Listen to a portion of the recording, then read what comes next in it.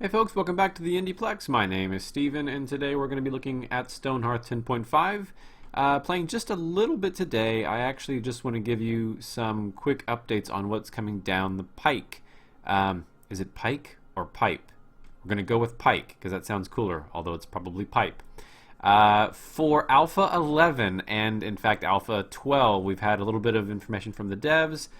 Team Radiant has done a couple of blog post updates, and I'll put a link to those below if you want to read these for yourself. But yeah, so Alpha 11 is just about to be released. Today is July 2nd, 2015, and I believe it's going to be coming out relatively, air quote, soon. So in Alpha 11, there are a number of things we can expect. I'm going to jump into a brand new game just so I can show you some gameplay for Alpha 10.5 while we discuss Alpha 11. Right, so in Alpha 11, one of the new things we'll see is on this map generation, you'll have an option down here that will show you the seed that was used to generate this map. It will be editable, which means you can copy it and paste it, and if you like a map that you had previously generated, you can put it back in here and get back to that map and keep replaying that world over and over again. You can also obviously share that that seed with your friends, and maybe challenge them. They can see what they can build on their map, and you build on your map, and you can compare notes and see how cool you are in comparison to your feeble friends. Yeah, so that's really cool. That'll be fun. But one of the largest changes, or the coolest things we're going to see in Alpha 11, are crates. And just as the name implies, it's going to be sort of a space-saving option where, in my opinion, it will make your settlements look sharper. They won't have this, stockpile sprawl, and you'll also have the means to, store items in either large crates or small crates. Large crates having a storage capacity of 32 items, and small crates white. We are a simple town. We are called white. With the smaller crates having a storage capacity of, I believe it's 8 items. The crates themselves act like any other block in that they can be stacked on top of each other. They can be used as barricades, as parts of construction, however you want to use them. They can be used just like any other block. They can be moved around, and with the added benefit of having all of your goodies stored within them, and they take up much less space. So whereas you might have a storage space, so this is 20 by 20. So 32 items would be 8 times 4, and 8 by 4, right? Wouldn't that be 8 by 4? That would be 32 items, right? Your crate is going to be, I think, roughly this big. Maybe 3 by 3 is the large size crate, and a 2 by 2 is the small size crate, I think. Don't quote me on that, but I believe it's something like this. So you can see not only the visual appeal of not having all your items displayed and sort of just sitting on the terrain. From a role-playing perspective, you can say, okay, I'm storing all of my goods in this crate. It looks prettier. It takes up less space, and you can, have your craftsman's workshop have a crate full of just his resources, right? His logs and any other materials he uses as part of the crafting process. So it adds not only, I think, it beautifies the landscape, but it will add to maybe the role-playing element that we enjoy when we play these kinds of games. We can associate individual types of crates with a certain worker, or have other purpose, some other purpose for it other than just being sprawled across the ground. So let's start. Let's actually craft or harvest a few of these things. I actually came in a pretty good spot, didn't I? Quite a bit of resources here. And I'm gonna have these tiny. Let's fix these guys. Remove. And we'll just do. I'm not gonna make this too pretty. Like I said, I just want to sort of talk about what's coming down the road, so we'll just make some ugly stuff just so we have something there. In addition to crates, and you'll notice when my workers start harvesting these items, like they'll chop down these trees, and you'll see when they eventually get done here, they might pick up, I believe they're only going to pick up maybe, one or two pieces of wood and then haul them back to the stockpile. So there's a bit of inefficiency in that there's all this wood and they're hauling one piece. Now, with Alpha 11, Radiant has introduced, see, like this worker just grabbed this one log. They grabbed one log. With Alpha 11, Radiant is introducing the idea of backpacks for the users. Backpack. So they're going to be able to grab, I believe, initially it was going to be 8 slots that are sort of built in for the characters.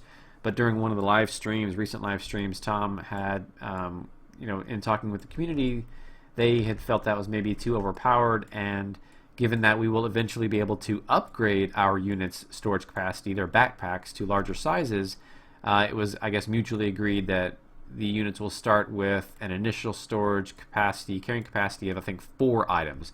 So you chop down this tree and you'll be able to collect all 4 of these blocks and take them in one trip as opposed to making 4 individual trips. And then that backpack in turn can be upgraded eventually via a recipe that your carpenter, I think it's through the carpenter, maybe it'll be through the weaver. I don't recall which profession will be doing it. But yeah, so you'll be able to upgrade them to higher storage capacity, and then they can pick up perhaps 8 items, which was the original storage amount for the backpack. So it just makes your units, your workers more efficient, more effective, and overall, optimizes the pace of the game. So that's coming in Alpha 11. And what else? Oh, when you select a character, I think they've integrated their character portrait here, which is just a cool visual tweak. Provides the same functionality, takes you to their character sheet, but they've integrated character portraits, and I think depending on how they're facing, so he's facing away. If I'd clicked him, his head would be facing the opposite direction. So it's I guess a live representation of that individual unit. And then in Alpha 12, I think the intent was to have this next item in Alpha 11, but it was deemed fairly large, fairly significant. So I think there's a lot of bug troubleshooting going on, bug hunting going on for this new set of features. So in Alpha 12, they are going to be introducing what they're calling enhanced workshops. And basically, it means your crafters can craft multiple types of workshops, right? So you can have, a recipe will give you, or rather your recipes will be able to give you or require a specific type of workshop, right? So you'll need spindles. Let me look at my notes here. You will need spindles for thread, you'll need looms for fabric, and you'll need forges for ingots. So you'll have a more varied set of workshops, which will look really cool. Obviously, again, adding to that role-playing element, you can have your specific crafter shops that are just forging your ingots. Let's build something while we are waiting. Do a simple, a tiny cottage.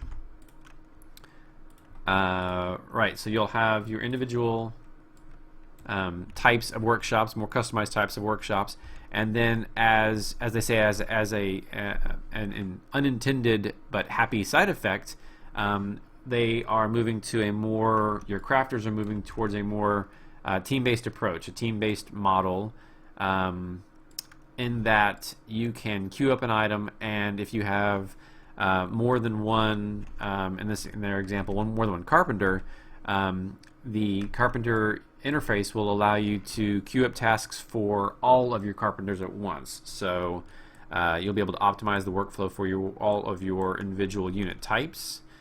They will they'll work in tandem, and they will share workbenches as necessary. So it just makes that workflow and that overall process more efficient. Just like the backpacks, it's another means of making the game just work, just in general work better for the player. So where are we going to go here with this?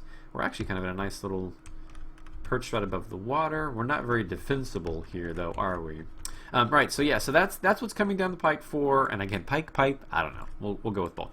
That's what's coming down the road for Stonehearth. Alpha 11 should be out very soon. They're going to release or at least the unstable build, will be pushed out to Steam very soon. You'll see I'm playing Alpha 10.5-10, the 64-bit client, and the unstable version of Alpha 11 should be dropping relatively soon. The blog post update was on, I think, June 30th. So yeah, so we can anticipate the unstable build being pushed out pretty soon. They want to let the community, take it for a spin and see what works and what doesn't work. So yeah, so we can look forward to that in the very near future. I can't wait. I'm going to start a brand new series with that. My last town, Oakhurst? Oakmoor ran into a few glitches, and I apologize for sort of halting on that series, but it had gotten to a point where I was building a large structure, and I don't know if I said this in one of my other videos yet, but I'd gotten to a point where I had built a fairly large structure, and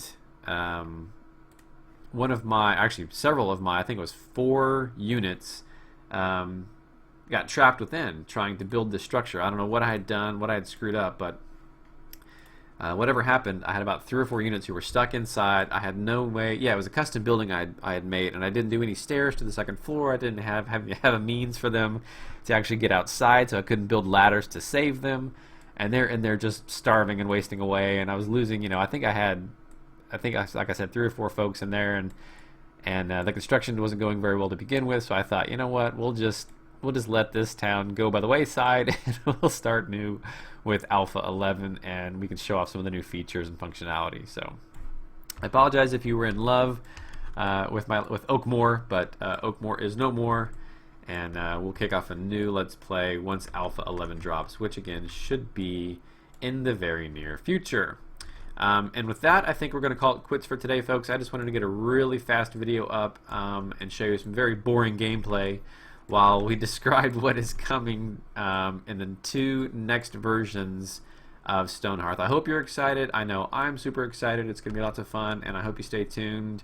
I'll kick off the Alpha 11 Let's Play very soon, hopefully this week, in fact. So keep your eyes peeled for any channel updates, and as always, thanks for watching. Stay tuned for more, and we'll see you next time. Thanks, folks. Bye-bye.